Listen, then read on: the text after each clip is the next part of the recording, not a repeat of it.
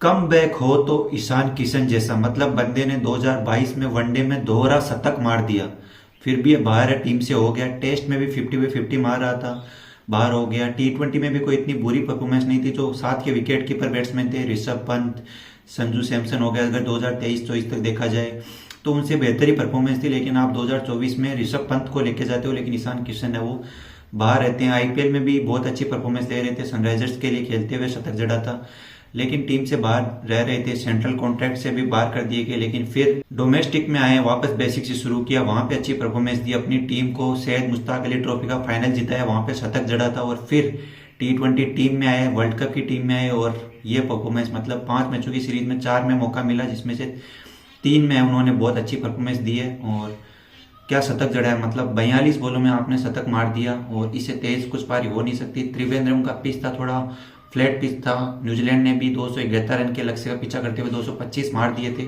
लेकिन भाई 271 बहुत होते हैं। कहीं से भी लग नहीं रहा था कि चेज हो जाएंगे। 10 ओवर तक लग रहा था, नजदीक जा सकती है चेज, तो इतना नहीं हो सकता, लेकिन नजदीक जा सकती है, जब फिन एलन मार रहे थे।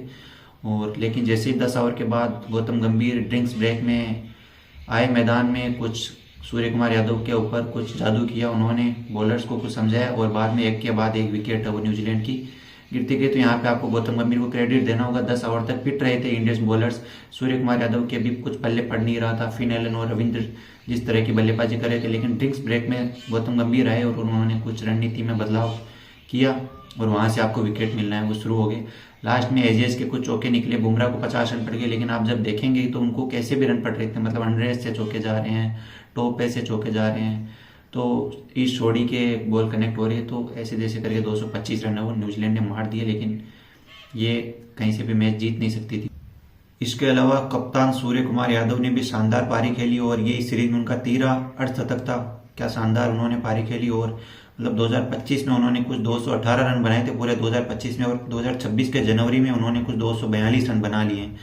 तो दिख रहा है कि वो उनका रफ पेस था। 2025 का नया साल है, नए माइंडसेट के साथ आए वो, और इस सीरीज में मैन ऑफ द सीरीज उनको मिला है। और क्या बल्लेबाजी की है, मतलब आपका कप्तान जब फॉर्म में होता है ना, तो अपने आप को फील्डिंग में डिसीजन है वो अच्छे लेने लगता है, और वो दिखा भी है जब, क्योंकि हाई स्कोरिंग सीरीज थी। न्यूजीलैंड ने भी कोई कम नहीं मारा इंडिया को, 5 मैचों में 4 में उन्होंने 200 मारे हैं, पहले में भी लगभग 200 मार दिए थे, 190 प्लस किए थे।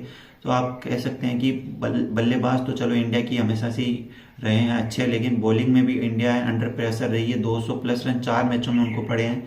सिर्फ एक गुवाहाटी वाला मैच था जहाँ पे 150 पे उन्होंने ऑल आउट कर दिया था न्यूजीलैंड को, लेकिन 4 मैचों में 200 पड़े हैं। कह सकते हैं कि पिचेज भी फ्लैट थे। लेकिन भाई मेरे को एक चीज़ नहीं समझ में आई, जब आपको पता है कि पाकिस्तान श्रीलंका में खेल रहा है, अगर पाकिस्तान आगे जाता है सेमीफाइनल फाइनल, तो आपको 2 या 2 से ज़्यादा मैच है वो श्रीलंका में खेलने पड़ सकते हैं, जहाँ पे स्पिन फ्रेंडली पिचेज होती हैं, फ्लैट पिचेज आपको नहीं मिलती।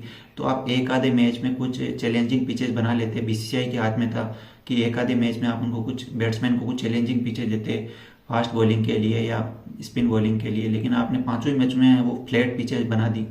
तो भाई ये मेरे को कुछ समझ में नहीं आया, बीसीसीआई ज़्यादा जानती हो। दूसरी तरफ भाई पाकिस्तान और ऑस्ट्रेलिया की सीरीज हो रही है, जिसमें कैमरून ग्रीन है वो उस्मान तारिक उनके हाथों आउट हुए, लेकिन आउट होने के बाद उन्होंने जब वापस गए डगआउट में, तो उन्होंने साफ इशारा करके बताया कि ये थ्रो कर रहा है बॉल को, मतलब चक कर रहा है, वाटा बॉलर है। तो उस्मान तारिक पहले भी रिपोर्ट हो चुके हैं, 2 बार पीएसएल में रिपोर्ट हो चुके हैं। आप कहेंगे कि चलो इंडिया की ये कॉन्स्पिरेसी है, लेकिन आप पीएसएल में हो 2 बार पहले ही रिपोर्ट हो चुके हैं, फिर उन्होंने क्लियर किया, फिर वापस आए, लेकिन अभी भी लग रहा है कि कहीं ना कहीं उनके प्रॉब्लम है। उनके इंटरव्यू भी आप देखेंगे तो बोलेंगे कि मेरा ये कंधा डिसलोकेट है, पता नहीं। तो ये आईसीसी की या फिर किसी और की प्रॉब्लम नहीं है, आपकी प्रॉब्लम। अगर आपको प्रॉब्लम होती है तो आप मत फेंकिए, बॉलिंग मत कीजिए। दूसरा बैट्समैन आपके थ्रो से आउट क्यों होगा भाई? तो उन्होंने कैमरून ग्रीन साफ तौर पर नाराज नजर आए, और उन्होंने डगआउट में जाके कोचेस को यही बोला कि ये थ्रो कर रहे हैं।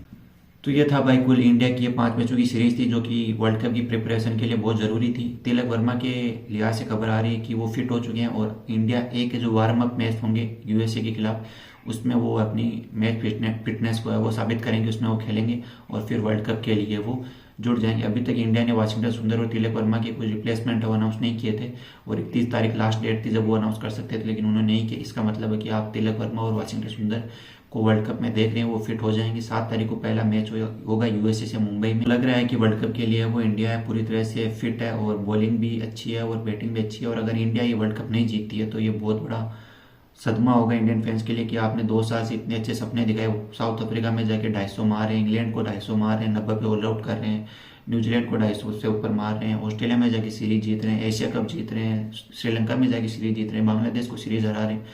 मतलब इतनी अच्छी तैयारी आपकी T20 टीम में लग रही है, आपके पास नंबर 1 बैट्समैन है, नंबर 1 बॉलर है, आपकी टीम नंबर 1 है T20 में करीब 6-7 महीनों से।